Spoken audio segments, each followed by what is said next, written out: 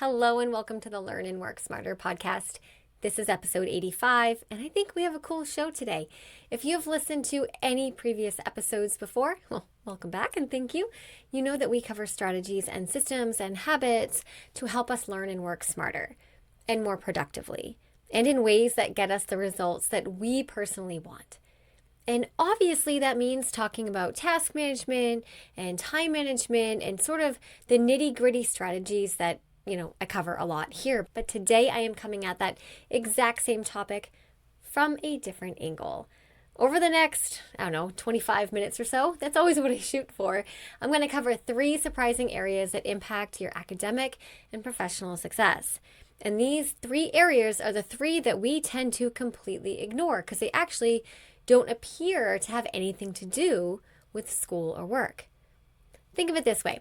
If we want to get better at task management, we often seek out task management strategies like the Pomodoro technique in episode 14 and time blocking in episode 77 and creating a time management system like I teach you in episode 25. But there are other areas in our lives that if we don't pay attention to them and nurture them the same way that we nurture our systems, then the systems we work so hard to establish often crumble. Or if they don't crumble, we max them out really quickly before we have maxed out our own potential. And then that directly impacts our motivation to make any changes at all. So if you feel like you've done a decent job dialing in your productivity habits and routines, but you're still not seeing the level of success that you want to have, it's my ask of you that you listen to today's episode all the way through or watch on YouTube and pick even just one of the areas I talk about today and evaluate it. That is all I can ask of you, is to give yourself the gift of self-assessment, particularly in the spaces where we don't often self-assess.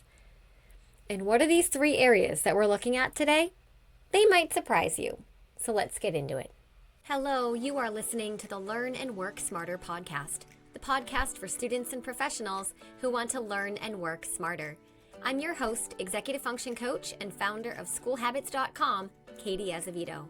As a reminder, everything I mention in today's episode will be linked in the show notes, including a link to the transcript, which you can also find at learnandworksmarter.com/podcast. All right, the first area of our lives that we don't often associate with our motivation for and success in school and work is our social network and the people that we regularly surround ourselves with. Now, this could be our family, our friends, our coworkers, just essentially the people we're spending the most time with. There is an expression, and I don't know how accurate it is scientifically, because I can't imagine there's any way to actually study it, but I think anecdotally it's true and it makes sense. And it's that we are the average of the 5 people we spend the most time with. Now, again, I don't think that's scientifically proven, but without question, there is some truth to that. As social creatures, it is impossible not to be influenced by our environment, and that includes people. We read the cues of what's happening around us. We read the emotions of people that we're spending time with. And whether we are aware of it or not, we often adopt the mindsets and the behaviors of the people we share our lives with.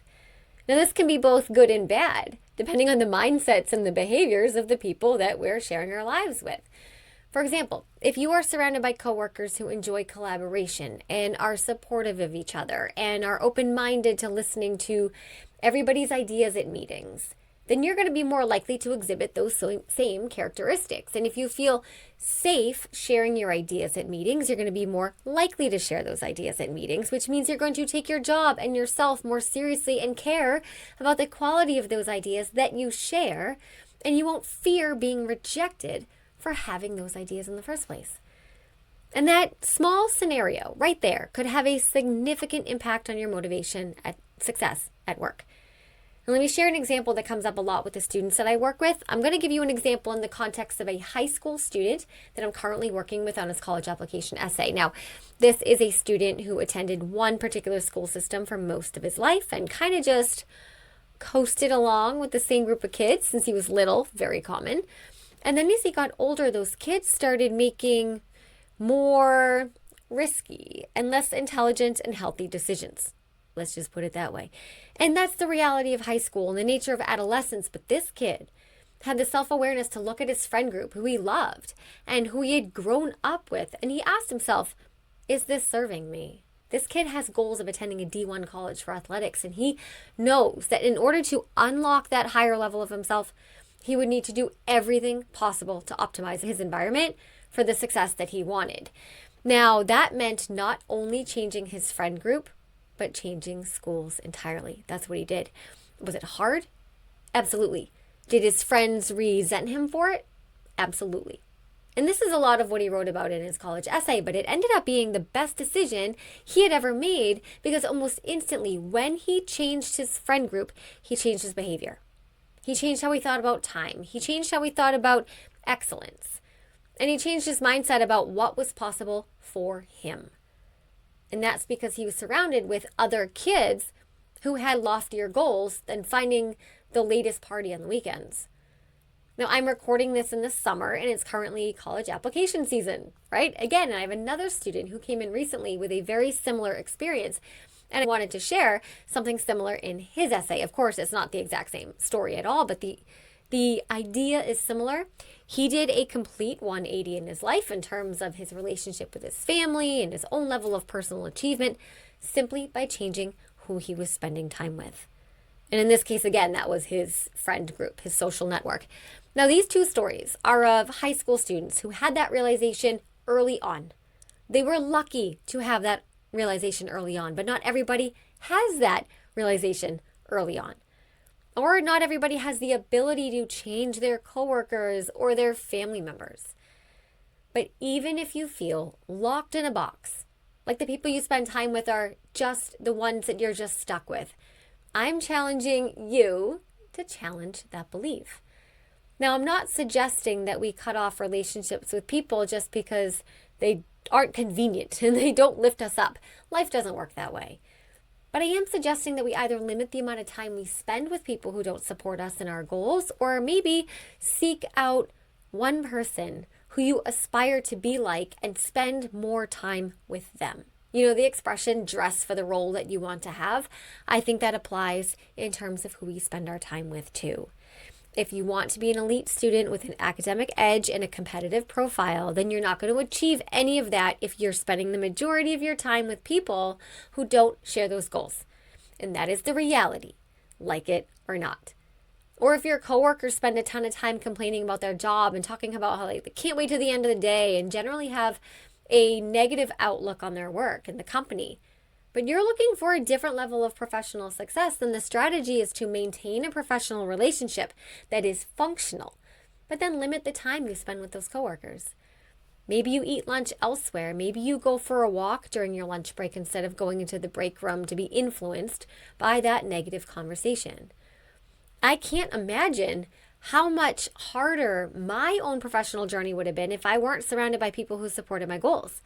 I'm not saying people always understood them, because going off and starting my own business, it was risky, and I remember feeling not supported with that venture by some important people in my life. But I still had enough people in my life supporting what I was doing that I was able to block out the one or two voices that weren't supportive the way I needed them to be.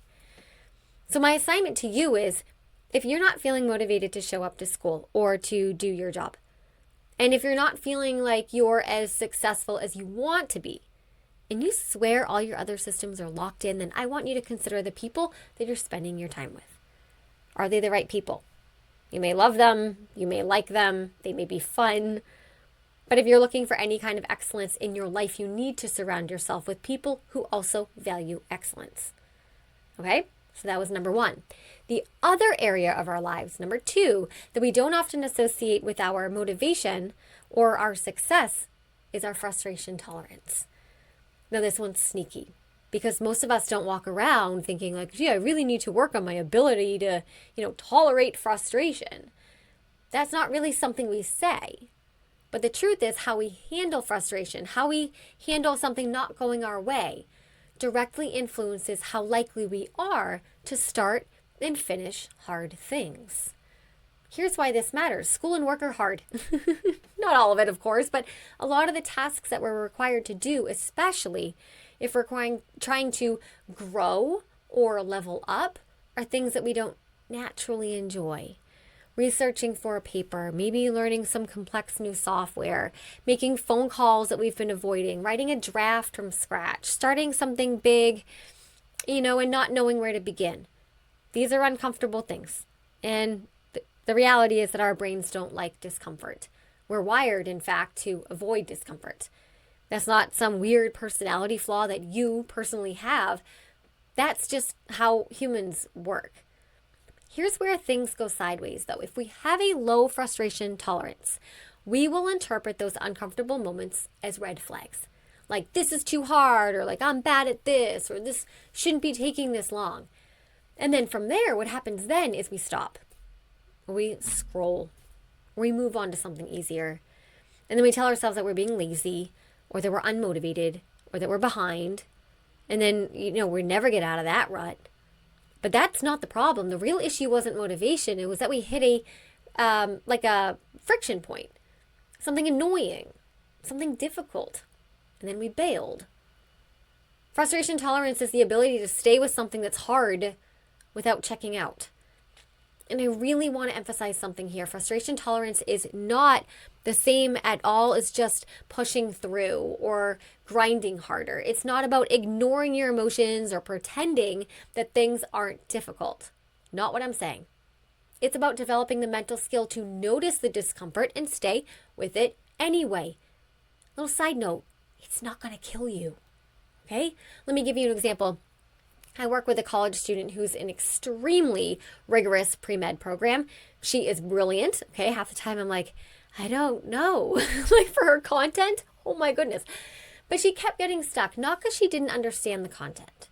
All right, she did. She was really smart.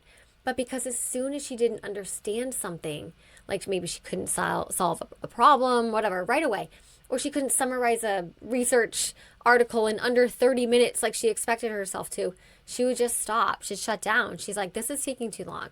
Like, I can't do this. Why isn't this working? Right? And she'd stop. And we worked on this together. Specifically, we built her frustration tolerance. We built in mental scripts like, yes, this is hard. This is supposed to be hard, but I can do hard things. Please hear me. It is supposed to be hard. Right? It's not the fact that something is hard that is a sign that it's wrong. It's supposed to be hard. And if I'm kind of like going off on a tangent here, but let's say that you knew a store closed at 5 p.m. and you went to that store at 7 p.m. knowing it was closed. You can't be that bummed because you knew it was closed, right? Like those are the hours. But for some reason, like we tell ourselves that we're shocked at the fact that like school and work is hard. And then we have all these feelings about it. But what if we just start with the assumption that it is hard? It's supposed to be that way. And then we can just handle it. We can learn strategies and systems, right? But it's supposed to be hard. Let's start with that default, and then we have less feelings about it. So the student and we worked in time focus blocks. We layered in strategies that I teach inside School Habits University, like breaking down tasks and effort calibration. And guess what happened? I mean, you can probably guess what happened. She didn't become less frustrated, but she stopped quitting, right? Because we're going to be frustrated because things are hard, but we don't stop. That's my point here. And then her confidence improved because success came from staying in it longer than she used to. And that's how this works, okay? We don't have to eliminate frustration to be successful. We just have to stop interpreting it as a stop sign. So my assignment to you here is this. Think about the last time that you got frustrated with school or work. Maybe it was like 5 minutes ago. Maybe it was yesterday, whatever. What did you do right after that moment of frustration? Did you quit? Did you quickly go check your email, check your phone? Did you start something else? And if so, what would it look like if you could have stayed with it just 5 more minutes? Building your frustration tolerance is like building a muscle. And like every muscle, it gets stronger when you use it. Now, I'm going to say this for anyone who has ADHD or executive dysfunction. Frustration tolerance might be lower by default in people with ADHD and executive dysfunction, okay? But it is absolutely something that we can train and support. Inside School Habits University, there are entire systems built to reduce that friction and help you get back in when you feel like quitting. Because when you learn to sit with discomfort and still go, still move forward, still take a step, that's where the change happens. Okay? All right, so next, that was number 2. We're on number 3. We're going to explore the third area that impacts our motivation and success in ways that most people never think about. And I'll give you a hint. It's happening in your brain long before you sit down to do your work or open your laptop. That's probably not much of a hint. It's called our narrative identity. And that might sound a little heady or woo-woo, but stay with me here because this one's huge. Our narrative identity is essentially the story that we believe about ourselves. It's the version of who you are that plays in the background of your mind. Now, most of us are not consciously thinking about this story day to day, but it shows up in the things that we say and the things that we do. For example, I've always been a procrastinator, or I hear this all the time, like, I'm not just a math person. I'm just super disorganized, or like, I just never finish what I start. I'm always like stopping projects, or even things like, I need pressure to get things done. Like, I work only under pressure, right? Or I work better at the last minute. These aren't just quirky descriptions of ourselves. They're identity that we've assigned to ourselves. And when you hold on to a certain identity, our brain subconsciously tries to keep proving it true, so that we don't have this cognitive dissonance. Google that if you're like, what? So if you believe you're the kind of person who always works last minute, you're going to avoid starting things early and you're going to procrastinate even when you don't want to. If you believe that you're bad at studying, you'll probably avoid using better study methods or even trying to learn about them in the first place because you're going to assume they won't work for you. And that internal story becomes a self-fulfilling cycle. I see this all the time with students and professionals. They've internalized some personal narrative that's outdated, it's inaccurate, or it's just flat out unhelpful. And that story quietly directs their behavior in a direction they don't want to go, and then they're bummed about it and they never figure out why, or it just completely tanks their motivation. Let me give you an example. A while ago, I worked with a grad student who had failed out of her first attempt at a master's program. It's not like she failed out, but she quit it because it was going in that direction. She came to me completely defeated and said, like, I'm just not cut out for this. Like, I've always struggled in school. Like, that was her narrative. Like, I'm not good at school. How many times have we heard that? But when I started asking questions and we, peeled it back, it turned out that she, like many students, had never been taught how to manage her time. She didn't have a system for tracking her deadlines. She didn't know how to study using active recall. She's like, what is active recall? Right? Like, most people are like, what is that? The only way to study. She didn't have any real structure for her day. So her performance was not a reflection at all of her ability. It was a reflection of her lack of strategy. So we worked together to build those systems. This sounds repetitive from the stories I've shared before because that's what it takes, right? Self-awareness and then building from there. So she started implementing one strategy at a time. It was like calendars, and then it was time blocking, and then it's like weekly reviews, which is the self-assessment piece. Then it's like study systems, right? Here's what happened. Her story started to change, but not because she was like journaling affirmations. I'm not bashing journaling, but like that's not what she was doing here. Okay, she wasn't journaling about being capable. It was because she had evidence that she could do it. The identity shifted, right? Because her behavior shifted. And the behavior shift gave her the evidence to keep going in the direction that she wanted to go. Now, here's what I want to drive home. We don't have to fight our old story. Those stories are really ingrained and they're hard to just be like, okay, I won't tell myself this anymore, right? It's really hard. We don't even have to fix those stories, but we need to start by asking ourselves, is this story helping me? Or is it holding me back? If you're even asking the question, it's likely holding you back. Because you can have the best intentions in the world and all of the best productivity tools in place. You can listen to every episode of the Learn and Work Smarter podcast. But if your narrative identity is working against you, you will keep sliding back into old patterns. Not because you're lazy, but because the actions are being driven by a script that no longer serve you. So here is your assignment for this segment. Yes, I'm giving you 3 homework assignments.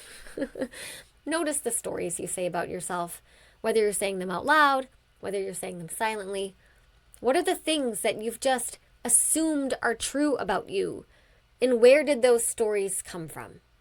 Sometimes they're from other people. Most importantly, do you want to keep those stories? And if the answer is no, which I'm assuming it is, awesome.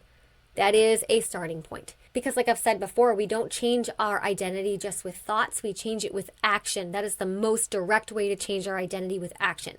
When you take a new action, even a small new action, that's when our brains start writing a new story based on the new evidence it's collecting. But if you never give your brain a chance to collect new evidence that can prove that you're a different version of yourself, you'll never have the material to write a new story with. All right, so that was our third area, your narrative identity.